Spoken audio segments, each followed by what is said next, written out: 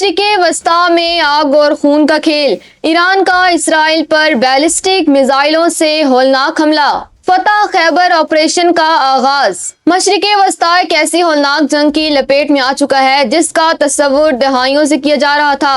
امریکہ اور اسرائیل کے مشترکہ پری ایمپٹو اسٹرائیک کے جواب میں ایران نے باقاعدہ طور پر اپنے جوابی آپریشن فتح خیبر کا اعلان کر دیا ہے۔ تہران میں صدارتی محل اور سپریم لیڈر کے کمپاؤنڈ کے قریب گرنے والے میزائلوں نے ایرانی قیادت کے غصے کو مہمیز دی ہے، جس کے بعد اسرائیل کے شمالی علاقوں پر میزائلوں کی بارش کر دی گئی۔ ایرانی پاسداران انقلاب نے تہران کے مضافات اور ملک کے وسطی حصوں سے اسرائیل کی جانب 30 سے 50 کے قریب جدید بیلسٹک میزائل داغے ہیں۔ ایرانی میڈیا کے مطابق ان حملوں میں فتح 110 اور دیگر جدید ترین میزائل سسٹم استعمال کیے گئے ہیں۔ ایرانی پارلیمنٹری نیشنل سیکیورٹی کمیٹی کے سربراہ نے اس حملے کو انتہائی سخت رد عمل قرار دیتے ہوئے واضح کیا ہے کہ اب اس جنگ کا اختتام امریکہ اور اسرائیل کے اختیار میں نہیں رہا۔ ایران کے ان میزائلوں نے اسرائیل کے شمالی علاقوں، خاص طور پر حیفا اور گلیل کے ریجن کو نشانہ بنایا ہے۔ اسرائیلی ڈیفنس فورسز کے مطابق ملک بھر میں فضائی حملے کے سائرن گونج رہے ہیں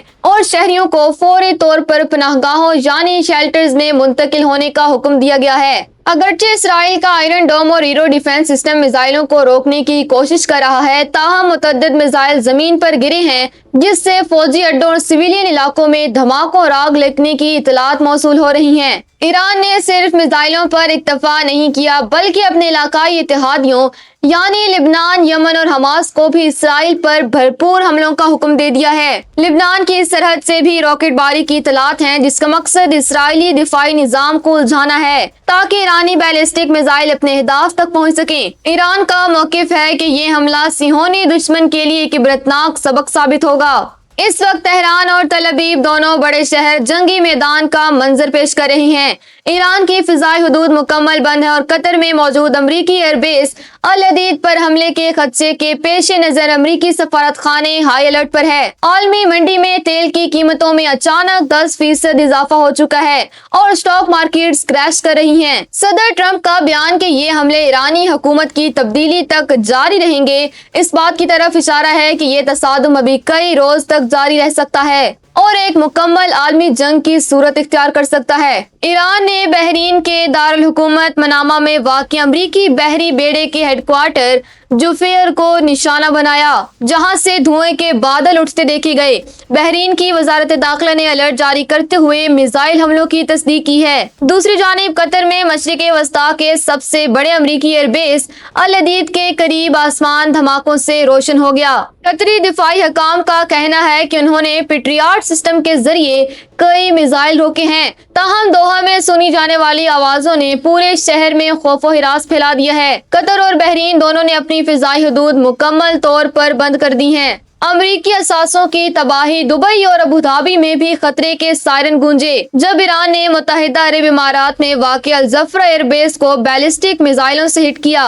UAE حکام نے فوری طور پر ایئر اسپیس بند کر دیا ہے۔ اسی طرح کویت میں علی السالم ایئر بیس اور سعودی عرب میں موجود امریکی فوجی اثاثوں پر بھی میزائل گرنے کی اطلاعات موصول ہوئی ہیں۔ ایرانی میڈیا فارس نیوز کا دعویٰ ہے کہ یہ حملے انتہائی کامیاب رہے اور امریکہ کی علاقائی دفاعی لائن کو بری طرح نقصان پہنچا ہے۔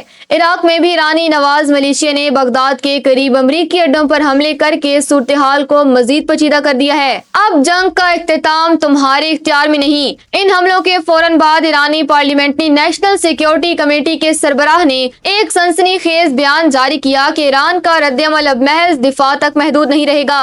ایک اعلیٰ ایرانی عہدیدار نے امریکہ اور اسرائیل کو مخاطب کرتے ہوئے دو ٹوک الفاظ میں کہا، تم نے یہ جنگ شروع تو کر دی لیکن اس کا اختتام اب تمہارے اختیار میں نہیں رہا۔ ایران کا یہ موقف واضح کرتا ہے کہ وہ اب ایک طویل اور ہمہ گیر جنگ کے لیے تیار ہے اور اس نے اپنے تمام علاقائی اتحادیوں جن میں یمن، لبنان اور حماس شامل ہیں کو بھی مکمل جنگ کا گرین سگنل دے دیا ہے۔ اسرائیلی وزیراعظم بنجامن نیتن یاہو نے ایران پر کیے گئے حالیہ حملوں کی تصدیق کرتے ہوئے کہا ہے کہ ایرانی رجیم کے خطرے کو جڑ سے ختم کرنے کے لیے امریکہ اور اسرائیل نے مشترکہ آپریشن کا آغاز کر دیا ہے۔ اپنے بیان میں نیتن یاہو نے واضح کیا ہے کہ اس فوجی کارروائی کا مقصد ایرانی حکومت کی جانب سے پھیلی ہوئی دہشت گردی اور اس کے موجودہ خطرات کو دور کرنا ہے۔ اسرائیلی وزیر اعظم کا کہنا تھا کہ یہ آپریشن ایرانی عوام کے لیے ایسے حالات پیدا کرے گا کہ وہ اپنی تقدیر کا فیصلہ خود اپنے ہاتھوں میں لے سکیں۔ انہوں نے دو ٹوک موقف اختیار کرتے ہوئے کہا کہ ایران کو کسی صورت جوہری ہتھیاروں سے مسلح ہونے کی اجازت نہیں دی جا سکتی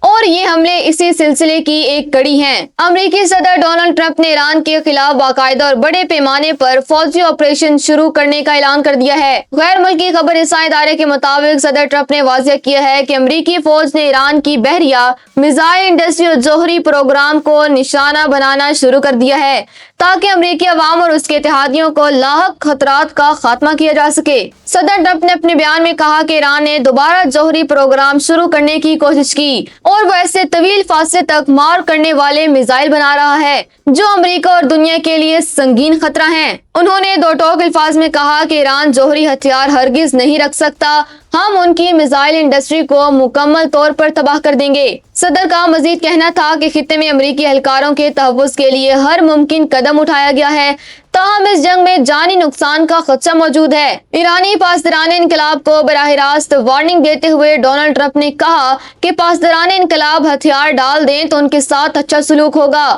ورنہ انہیں یقینی موت کا سامنا کرنا پڑے گا۔ ان کا یہ بیان ایک ایسے وقت میں سامنے آیا ہے جب امریکہ اور اسرائیل کے مشترکہ حملوں کے بعد ایرانی دارالحکومت تہران دھماکوں سے گونج رہا ہے۔ تہران سے موصول ہونے والی اطلاعات کے مطابق اسرائیلی میزائل یونیورسٹی اسٹریٹ اور جمہوری ایریا سمیت شہر کے مضافات میں گرے ہیں، جہاں سے دھوئیں کے گہرے بادل اٹھ رہے ہیں۔ یاد رہے کہ صدر ٹرمپ ایران کی جانب سے یورینیم افزودگی کی کوششوں اور حالیہ مذاکرات میں تہران کے رویے سے شدید غیر مطمئن تھے، جس کے بعد یہ اچانک اور شدید فوجی کارروائی عمل میں لائی گئی ہے۔ امریکہ اور اسرائیل کے مشترکہ فضائی اور سمندری حملوں کے ساتھ ہی ایران کو ایک بڑے سائبر حملے کا بھی سامنا ہے، جس کے باعث ملک کا رابطہ بیرونی دنیا سے تقریباً منقطع ہو چکا ہے۔ ہفتے کے روز تہران اور دیگر شہروں میں ہونے والے دھماکوں کے فوراً بعد ایران بھر میں انٹرنیٹ، موبائل نیٹ ورکس اور ٹیکسٹ میسج سروسز معطل کر دی گئی ہیں۔ ایرانی میڈیا اور سوشل میڈیا ذرائع کے مطابق ملک کی معتبر ترین نیوز ویب سائٹس کو ہیک کر لیا گیا ہے۔